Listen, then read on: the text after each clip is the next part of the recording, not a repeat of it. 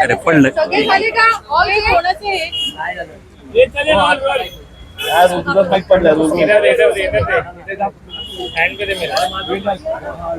Yes.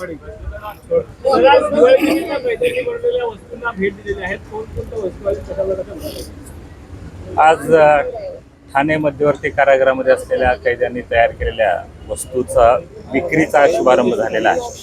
दीपावलीच्या शुभमुहूर्तावर हा कार्यक्रम ठाणे मध्यवर्ती कारागृह प्रशासन दरवर्षी घेत आहे. खरं त्याच्या पाठीमागची भूमिका फार महत्त्वाची आहे.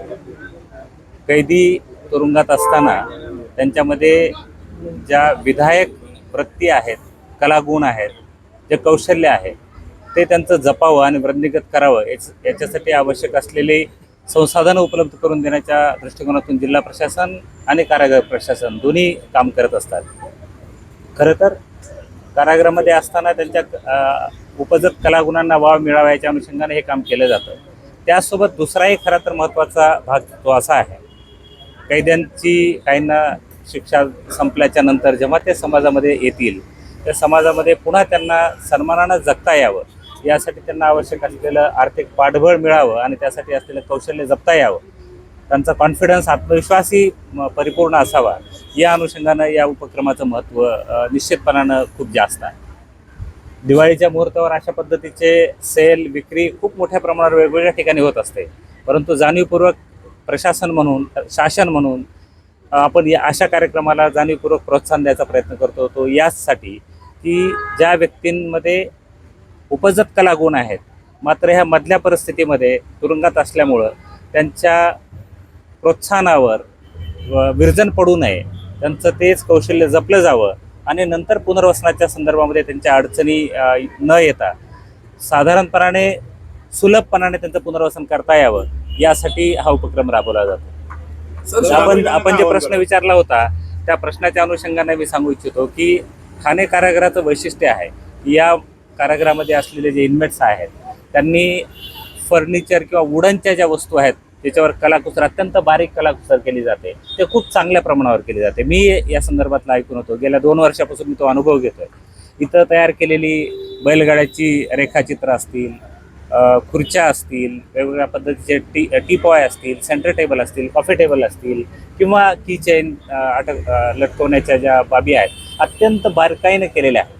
त्याशिवाय यावर्षी ज्या वेगळ्या बाबी दिसल्या त्या अशा की कपड्यांच्या संदर्भामध्ये जरी ठाण्यात केलं नसेल, येरवड्याच्या कारागृहातून केलं असेल तरी अत्यंत चांगल्या दर्जाचं हे उत्पादन आहे आणि अत्यंत कमी किमतीत आहे. दोन्ही ठिकाणचा किंवा एकंदरीत कारागृह प्रशासनाचा हाच उद्देश आहे की आपल्यातून कारागृहातून बाहेर पडल्याच्या नंतर त्या कैद्यांना किंवा त्या व्यक्तींना त्यांचं पुनर्वसन समाजामध्ये करत असताना आत्मविश्वासपूर्ण पद्धतीनं त्यांनी जीवनामध्ये पाऊल टाकावं आणि या दीपावलीच्या मुहूर्तावर त्यांच्या आयुष्यामध्ये आनंदाचा दिवा उजळावा या अनुषंगानं या प्रयत्नाचं खरं तर कौतुक केलं पाहिजे. आणि या प्रयत्नाला आपल्यामार्फत आपण सर्व जनतेपर्यंत पोहोचवत आहेत. तर मी आवाहन असं करू इच्छितो की सर्व जनतेनं या ठिकाणची जी प्रदर्शनं आहेत की ज्या वस्तू आहेत त्याला सढळ हाताने मदत करून, खरेदी करून त्यांना, त्या कैद्यांना त्यांच्या पायावर उभा राहण्यासाठी आपण आपलं जे काही सहाय्य आहे ते आपण करण्याचा आपण निश्चितपणानं प्रयत्न करूया. धन्यवाद. सर, हिंदी में जानना चाहेंगे, जेल कारागृह में जो कैदियों ने सामग्री बनाई थी उसके कुठलाही व्यक्ती हा जन्मतःच गुन्हेगार नसतो आणि त्यामुळे कारागृह प्रशासनाचा नेहमीच हा सदैव प्रयत्न राहिलेला आहे की जेव्हा हे बंदी कारागृहामध्ये येतात त्यावेळेस त्यांना वेगवेगळ्या जे वस्तू आहेत त्याचं प्रशिक्षण देणं आणि त्याचा मागचा एकच उद्देश असतो की बाहेर जाऊन त्यांनी पुन्हा गुन्हेगारीकडे वळू नये, स्वतःच्या पायावर स्वतः उभं राहावं, स्वतःचा उदरनिर्वाह करावं. तुम्ही जर इथे पाहिलं तर तुम्हाला खूप छोट्या वेगवेगळ्या वस्तू कलाकुसरीने बंडांनी बनवलेल्या दिसतील. यामध्ये महिलांनी अगदी खणाचे तोरणं बनवलेली आहेत, पणत्या बनवलेल्या आहेत, एक ज्वेलरी बनवलेली आहे, वारलीचं पेंटिंग पॉट्स बनवलेले आहेत, आणि दुसरे आकाश दिवे न्यायाधीन बंध्यांनी आमच्या बनवलेले आहेत. आमच्याकडे सुतारकाम सेक्शन आहे ठाणे मध्यवर्ती कारागृहामध्ये. बैलगाड्या, त्यानंतर छोट्या ज्या आहेत मोटार गाड्या, अशा वेगवेगळ्या प्रकारच्या वस्तू कलाकुसरीच्या बंद्यांनी कुठल्याही यंत्रसामुग्रीशिवाय बनवलेल्या तुम्हाला दिसून येतील. ठाण्याची बेकरी फार फेमस झालेली आहे, त्या बेकरीचं वैशिष्ट्य काय आणि लोकांचा कसा रिस्पॉन्स आला आहे? नवीन प्रोडक्ट काय त्याच्यात? बेकरीमध्ये तुम्ही बघाल की एक नाचणीचे बिस्किट्स आपण ठेवलेले आहेत आणि ओट्स बिस्किट ठेवलेले आहे, जे की हेल्दी आपण प्रोडक्ट ठेवण्याचा प्रयत्न केला. एक शूजबेरी बिस्किट आपण नवीन सुरू केलेलं आहे यावर्षी. टोस्ट खारी तुम्ही बघाल इथे प्रोडक्ट आहेत त्याच्यामध्ये. आणि सगळ्यात महत्त्वाचं आहे की आपण बंद्यांना आमच्याकडे जे इन्स्ट्रक्टर आहेत त्यांच्यामार्फत ट्रेनिंग देतो. ज्या बंद्यांना आवड आहे असे बंदे आपण सिलेक्ट करतो आणि खूप हायजीन आपण मेंटेन करतो. विशेष म्हणजे सगळे साधारण ह्याच्यामध्ये उत्पन्न कसं बघितलं जातं किंवा काय म्हणजे हेतू काय तुमचं? उत्पन्नाचा हेतू काय? लोकांना मुळात उत्पन्नापेक्षा एक आपल्याकडे स्किल, अनस्किल आणि सेमी स्किल बंद्यांना एक शासनाने ठरवून दिलेले GR प्रमाणे आपण त्यांना स्केल वाईज टास्कप्रमाणे आपण त्यांना रोजगार त्यांचा देतो.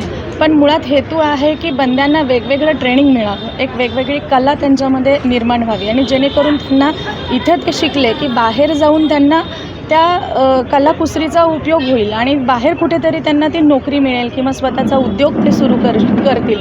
आता शिवणकाम थोडंसं एक छोटं सेक्शन आमच्याकडे आहे, पण आम्ही महिला बंद्यांना शिवणकामामध्ये परकर शिवण्यापासून, ब्लाऊज शिवण्यापासून, वेगवेगळ्या पंजाबी ड्रेस वगैरे शिवण्यापर्यंतचं ट्रेनिंग देतो. म्हणजे एक मशीन घेऊनसुद्धा ती तिचं स्वतःचा उदरनिर्वाह घरी करू शकते. म्हणजे ही छोटीशी आपला एक प्रयत्न असतो की फक्त रोजगार हा नाही, तर रोजगारापासून ते स्वतः बाहेर जाऊन स्वतःच्या पायावर उभं राहावं, जेणेकरून त्यांना दुसऱ्याकडे हात पसरायला लागू नये पैशासाठी आणि पुन्हा ते गुन्हेगारीकडे वळू नये. हा एकमेव उद्देश त्याच्यामागे असतो.